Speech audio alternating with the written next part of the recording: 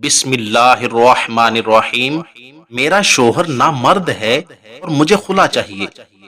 ایک اچھی، خوبصورت اور پڑھی لکھی فیملی سے تعلق رکھنے والی لڑکی نے عدالت عالیہ میں تنسیخ نکاح کا کیس کر دیا۔ دو پیارے سے بچے تھے، لیکن خاتون بضد تھی کہ اس کو ہر حال میں خلا چاہیے، جبکہ شوہر بہت زیادہ پریشان اور شدید صدمے کی کیفیت میں تھا۔ جج صاحب اچھے آدمی تھے۔ انہوں نے شوہر کے وکیل سے کہا کہ آپ میاں بیوی کو اپنے چیمبر میں لے جا کر مصالحت کی کوشش کر لیں، شاید بات بن جائے۔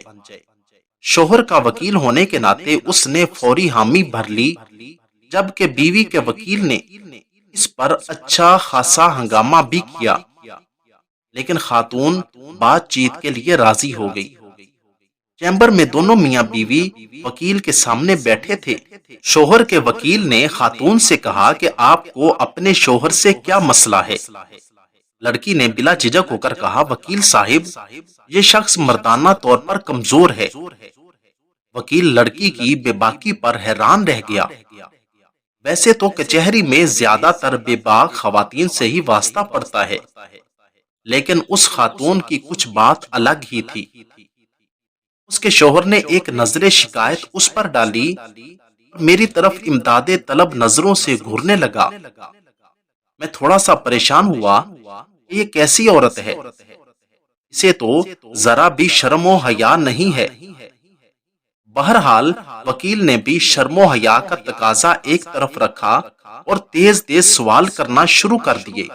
جب اس سے پوچھا گیا کہ کیا آپ کا اپنے مرد سے گزارا نہیں ہوتا، تو لڑکی کہنے لگی کہ ہمارے ماشاءاللہ دو بچے ہیں، یہ جسمانی طور پر تو بالکل ٹھیک ہیں۔ وکیل نے کہا، تو بی بی پھر مردانہ طور پر کمزور کیسے ہوئے؟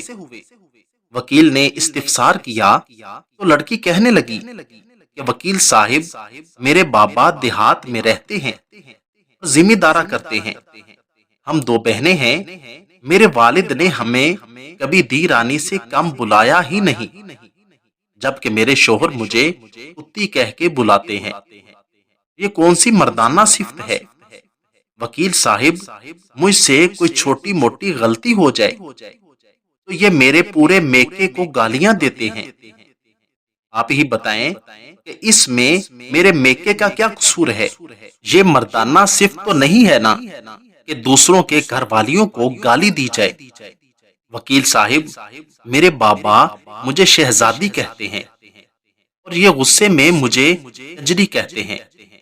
وکیل صاحب، مرد تو وہ ہوتا ہے نا جو کنجری کو بھی اتنی عزت دے کہ وہ کنجری نہ رہے، اور یہ اپنی بیوی کو ہی کنجری کہہ کر پکارتے ہیں۔ یہ کوئی مردانہ بات تو نہ ہوئی نا؟ وکیل صاحب، اب آپ ہی بتائیں، کیا یہ مردانہ طور پر کمزور نہیں ہے؟ میرا تو سر شرم سے جھک گیا۔ اس کا شوہر اس کی طرف دیکھ کر بولا، اگر یہی مسئلہ تھا تو تم مجھے بتا سکتی تھی، مجھے اس قدر ذہنی ٹارچر کرنے کی کیا ضرورت تھی؟ آپ کو کیا لگتا ہے کہ آپ جب میری ماں بہن کے ساتھ کسی ناجائز رشتے کو جوڑتے ہیں تو میں خوش ہوتی ہوں؟ اتنے سالوں سے آپ کا کیا گیا یہ ذہنی تشدد برداشت کر رہی ہوں، اس کا کون حساب دے گا؟ بیوی کا پارا کسی طور پر کم نہیں ہو رہا تھا۔ خیر، جیسے تیسے منت سماجت کر کے سمجھا بجھا کے ان کی صلح کروائی۔ شوہر نے وعدہ کیا کہ وہ اب آئندہ کبھی اپنی بیوی کو گالی نہیں دے گا، اور پھر وہ دونوں چلے گئے۔ میں کافی دیر تک وہیں چیمبر میں سوچتا رہا کہ گالیاں تو میں نے بھی اس خاتون کو اس کے پہلے جواب پر دل ہی دل میں بہت دی تھیں، تو شاید میں بھی نامرد ہوں، اور شاید ہمارا معاشرہ نامردوں سے بھرا پڑا ہے۔